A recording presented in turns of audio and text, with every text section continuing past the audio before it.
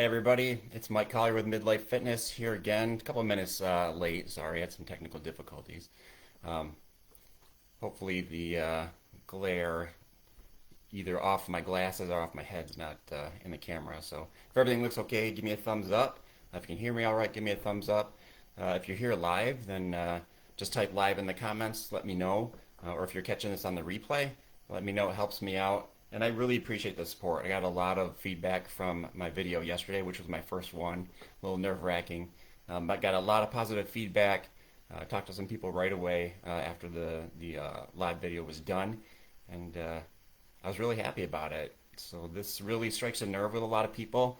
I think it's something that I know it's something that a lot of people deal with on a daily basis. They feel very strongly about and have been living with it for many years. So it's very near and dear to their heart. It's near and dear to my heart. And I'm glad that hopefully I can provide some information to either help you reduce some of your pain or better yet, prevent it altogether. So thank you for the support. I love and appreciate all of you. So yesterday we talked about um, the why this is important, why this should be important to you if it's not already, and some of the causes for it. A lot of them are no-brainers, especially for the law enforcement officers. You know what causes the issues. Okay, so today we're going to kind of focus on three things that you can do to help reduce your pain. Some of these changes you can make right away and to hopefully impact you right away and reduce some of that pain.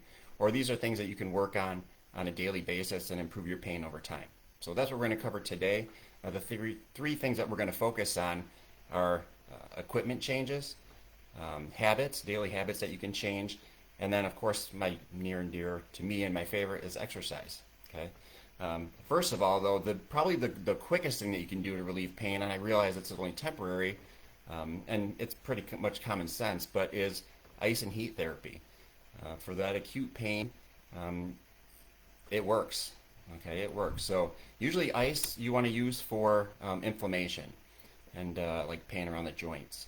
So ice for inflammation, and then for like sore and stiff muscles, that's when you want to use heat. You can use both. You can alternate those and use both, but whichever one you're using, you want to keep it to about 20 minutes at a time.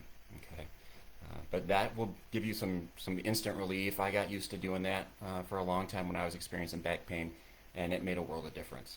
So try ice and heat first of all. Okay, good practical tip, quick and dirty. So let's talk about. I said something pop up. Sorry.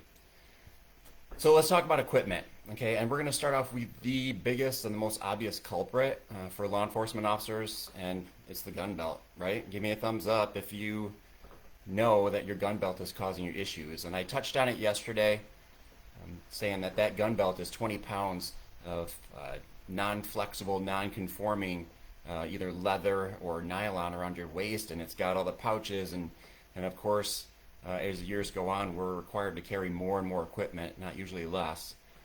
And those things don't conform to your body. So the example that I used yesterday, in case you missed it, was the handcuff case. I'll see people have a single or even sometimes a double handcuff case in the small of their back. I talked to somebody yesterday that said that he put his handcuff cases in the back thinking that it would provide him some support. Well, that's not the kind of support that you're going to want, and those handcuffs are never going to conform to the shape of your hips ever. So that's the biggest thing that you can do, and that's a change that you can make right away. That's relatively easy and might give you some relief, is to move everything away from your back. Okay, whether it's your cuffs or your pepper spray or anything, anything small, just move it away from your back. Anything that is on your back is going to force your back to kind of conform around it. And that's not the natural shape, not the natural curve of your spine. So you want to remove those obstructions and get all that equipment off your back. Okay, that's pretty much a no-brainer. So you combine the gun belt with the fact that you are sitting in a car or sometimes at a desk for long periods of time. So like I said yesterday, these cars are getting smaller and smaller and getting jammed with more and more equipment, and your body kind of has to conform and move around that equipment. It's not usually the other way around. You're twisted constantly in the driver's seat, whether you're on your MCT or whatnot. Or if you're sitting at your desk for long periods of time.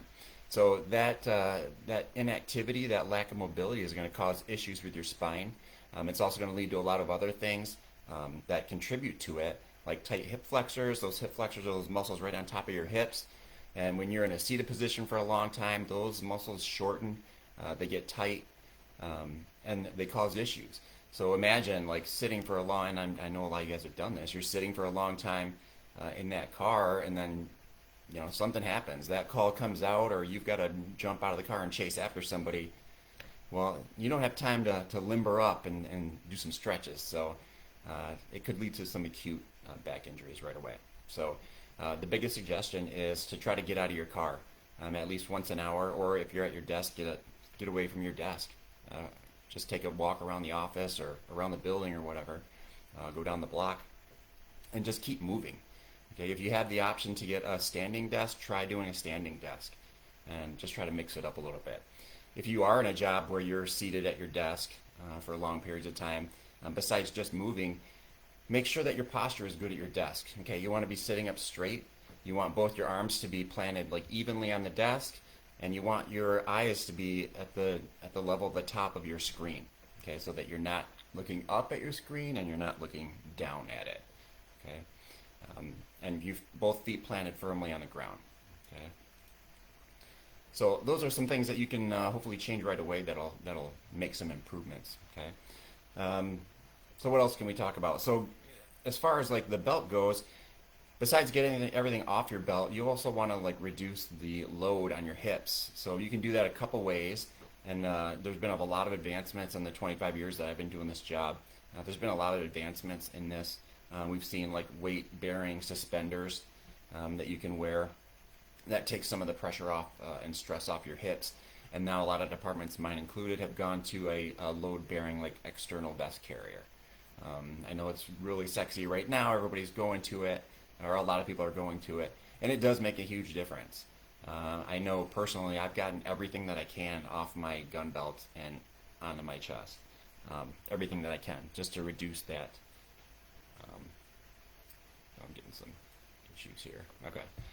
Just to reduce that weight on my hips.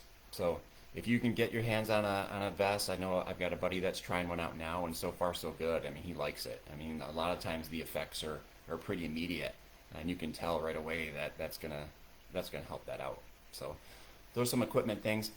If you can't get a vest, there's things that you can also get. They sell like small little back pillows that you can use, and if you don't have a back pillow to use, you can use a small rolled up towel to put behind your back, whether you're in the car or even seated at your desk. That will add a little support to your lower back. You can also use it when you're sleeping, and we'll get into that later. So that's it as far as equipment goes. I keep getting sorry. Facebook keeps popping up with a warning for me, so hopefully it's okay.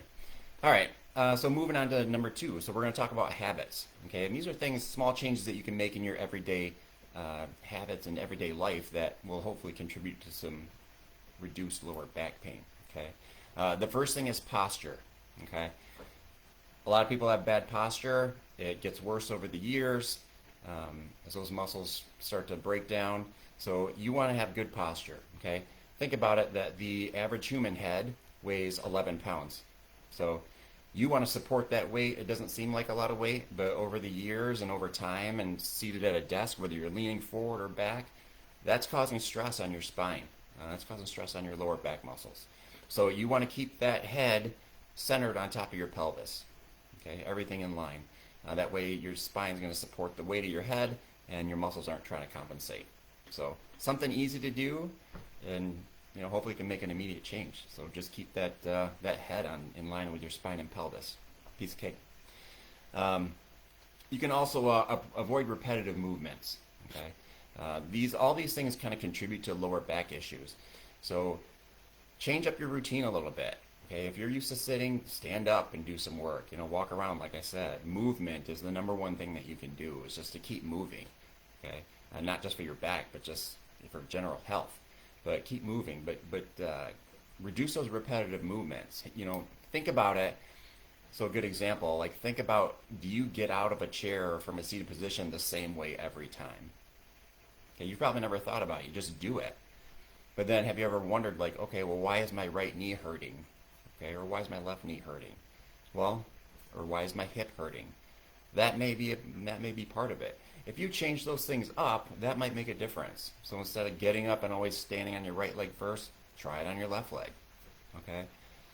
Might be something you never thought about. It's super easy to do. It doesn't cost anything. Try it out. See what happens. It can't hurt. If anything, it's going to strengthen those muscles that aren't getting used as much. Okay, and then sleep. Okay, it's important to get sleep. Obviously, for law enforcement officers, we can't always depend on that. But not only getting enough sleep is important, but getting good quality sleep.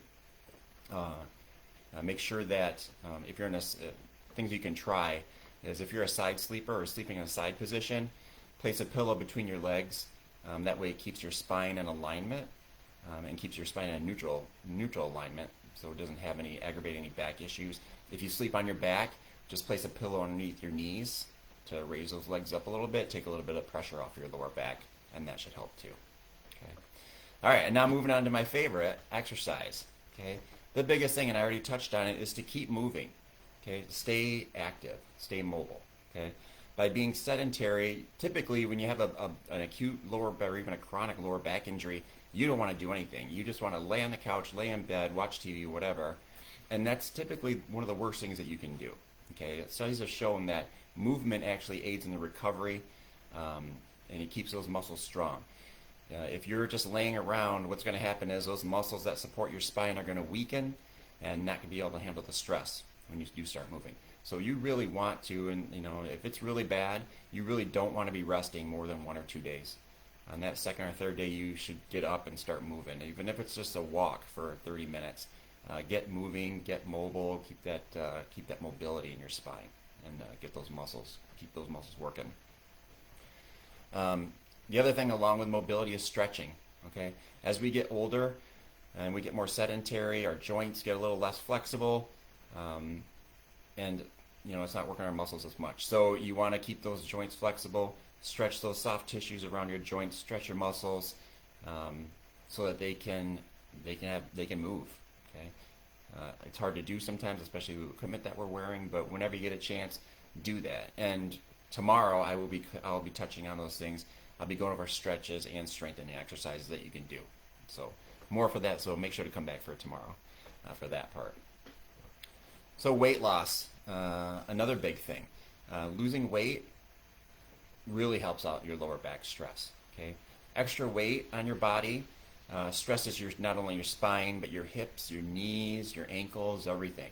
So by dropping weight, by getting on having good weight management measures, it's going to help relieve that lower back pain for sure. So it reduces the amount of stress and mechanical force on that spine, and it's just good for you anyways. So I already touched on it, but there are strengthening exercises that you can do. Typically to reduce lower back pain, you not only want a strong back, but you want a strengthened core. Okay, your core supports everything. It's the link between your upper body and your lower body, and you want to keep it strong. Okay, so I will cover more of that tomorrow. And then it leads me to prevention. Okay, the biggest thing. So one of the most important times to care for your back is when you don't have symptoms. Okay, and hopefully by doing that, by doing all these things that I talk about, by making some equipment changes, by maintaining proper posture, changing some daily habits, and starting some stretching and strengthening routines, then you can avoid lower back pain completely. So that's the goal. So thanks for joining me today. Again, thank you for being here. If you're catching this on the replay, just type replay in the comments. If you have questions, or I loved the stories, I loved making contact with you guys yesterday after the video, just hit me up, just private message me, or give me a call, or shoot me an email if you know my email. Or if you have questions or have a story, Roy shared his story with us yesterday, and I put it in the comments. So I had a good talk with him. Very helpful.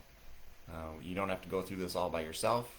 There's obviously others out there that are suffering from the same thing that you are, and we can help each other and support each other as a community and provide information and support. So thanks for joining me. I will be back a little bit later tomorrow, probably 8 o'clock is when I'll be back. And I will be covering some stretching and some strengthening exercises that you can do, just some quick and easy ones that you can do that can help reduce some lower back pain. So Thanks for joining in, guys, and I'll see you tomorrow.